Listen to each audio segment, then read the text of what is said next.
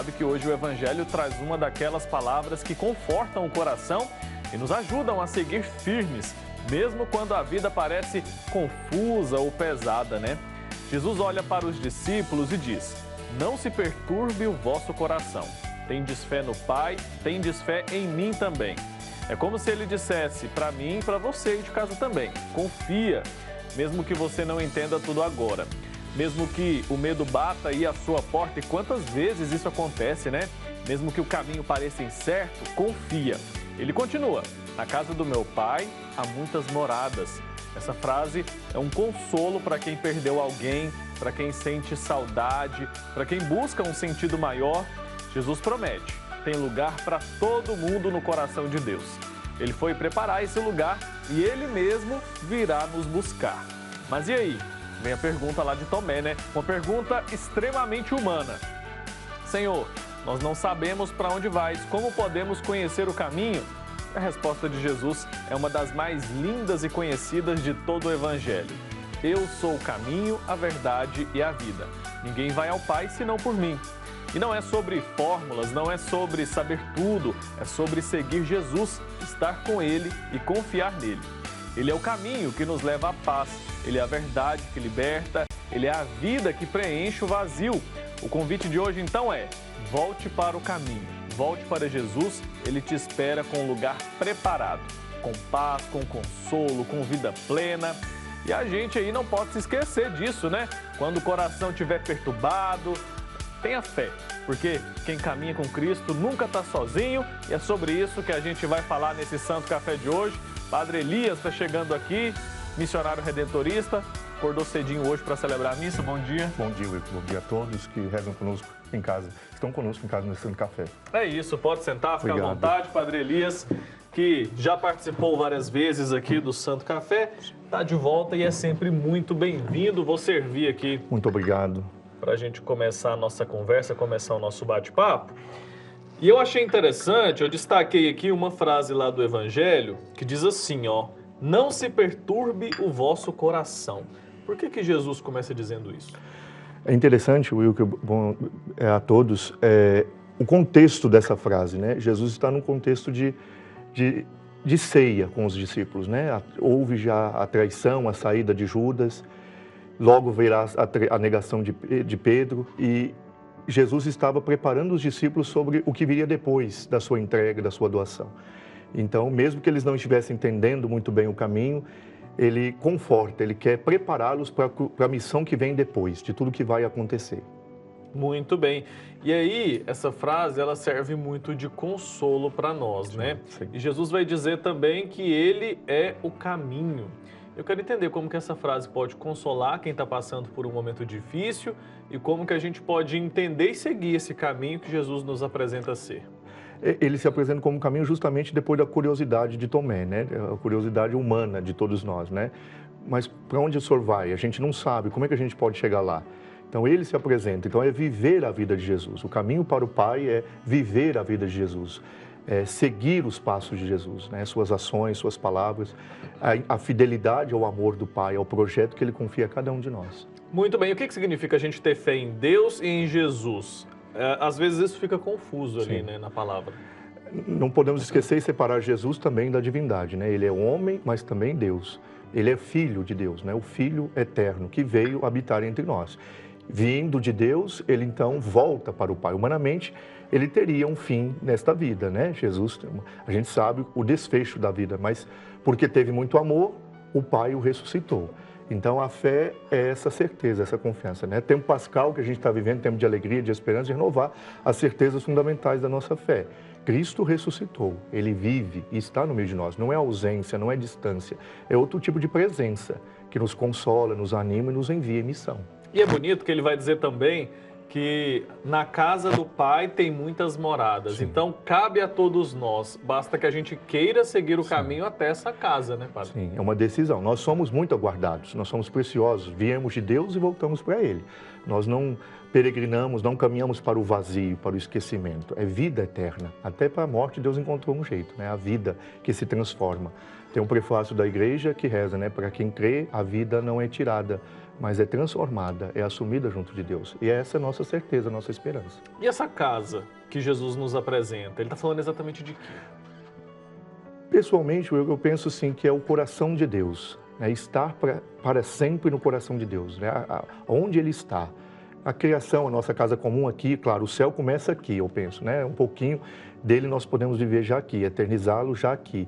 Mas eu penso que seja o coração de Deus, a vida de Deus, né? O amor dele, junto dele, próximos dele. E a gente já aprendeu por aqui também que a vida eterna começa aqui, né?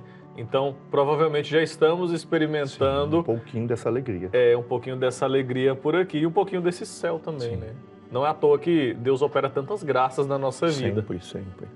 Agora, o que significa dizer que Jesus foi preparar um lugar para nós? Como que a gente pode compreender essa frase também? Então, indo na nossa frente, ele quis nos preparar, ou seja, nos receber. Né? Várias vezes, em ocasiões, no Evangelho de Mateus, Jesus disse, antes de partir, ele faz o Evangelho do juízo final, né? De recebereis no céu. Né? Então, assim, estando junto do Pai, ele intercede a nosso favor. É ele o nosso eterno intercessor.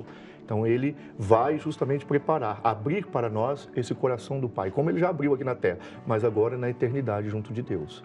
Ele irá nos acolher, desculpa. O senhor falou aí sobre a gente já viver aqui esse tempo no céu. A gente já viveu o céu aqui na Terra. Como que a gente pode, então, passar esse período em que estamos aqui com o coração voltado para as coisas de Deus? Vivendo o amor, vivendo os ensinamentos de Jesus, a bondade, a justiça, a misericórdia e a paz, que é fruto da ressurreição, fruto daquilo que ele veio comunicar a nós. Nisso a gente, nessas virtudes, nessa vivência, a gente eterniza, a gente já se eterniza aqui. Eternidade é, na verdade, o amor vivendo sempre em nós. Tem um canto, né, que a gente canta e reza também na igreja. Então é sobre o irmão, né? Sim. É sobre o sempre próximo. Em relação a nós, com Deus e o próximo. Muito bem, então a gente vai ganhando o nosso espaço lá no céu um pouquinho todos os dias, né? Todos os dias. E aquela pessoa que está afastada agora, ela por algum problema, por alguma necessidade, ela acabou se descrençando na fé, por algum motivo. Como que essa pessoa pode voltar o seu coração para esse caminho que é Jesus? Eu penso que se reencontrando de novo com Ele, né? Ele se apresenta como o caminho. Então, é indo em direção a Ele, apresentando a Ele todas as suas aflições, seus medos, seus pecados, se reconhecendo humilde, mas na confiança, renovando a sua confiança, né, a sua certeza em Deus, na vida.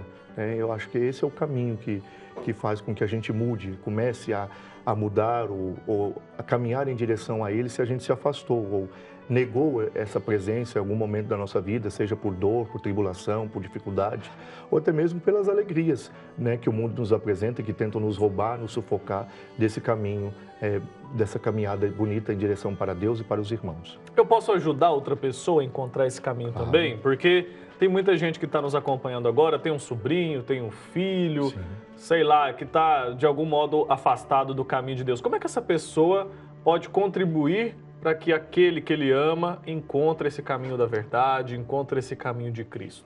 Sendo exatamente a seta, apontando para Jesus, aquilo que Maria sempre faz, né? E nós também devemos fazer, apontar para Jesus, levar as pessoas até Jesus. Não é o caminho do meu protagonismo, da minha verdade, da minha escolha, não, sempre o de Jesus, sempre a referência, o caminho, o destino, a meta é sempre Jesus, a vida de comunhão e de intimidade com Ele. E mostrar também que ser cristão é ser alegre, né, Sim. Padre? Porque, às vezes, o que a gente vê, e aí em todas as religiões a gente vê isso, né? Pessoas que querem enfiar a própria religião goela abaixo na outra pessoa. Isso não funciona de forma alguma.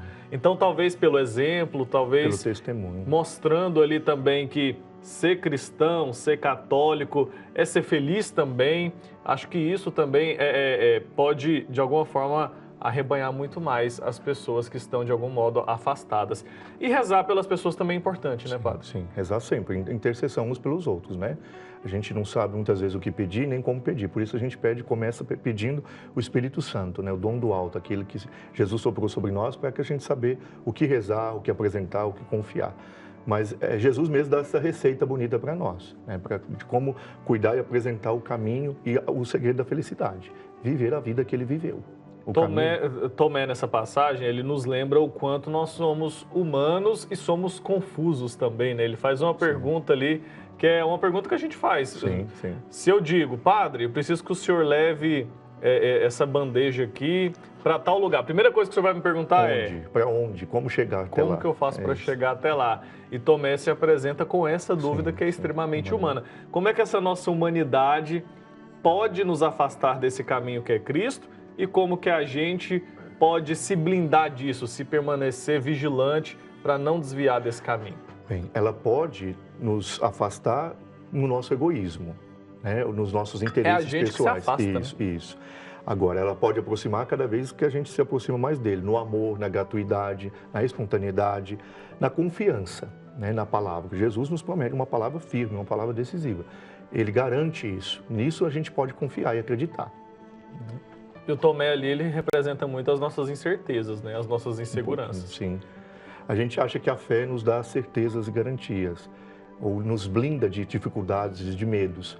Pelo contrário, a fé não nos blinda disso, mas nos ajuda a encarar esses problemas, esses momentos de dúvida, de incerteza, de provações, com perseverança, com otimismo, com alegria. Até mesmo, né, na dificuldade a gente pode tirar alguma coisa de ensinamento, de crescimento, amadurecimento espiritual e humano. E a fé é exatamente o contrário dessa segurança, né?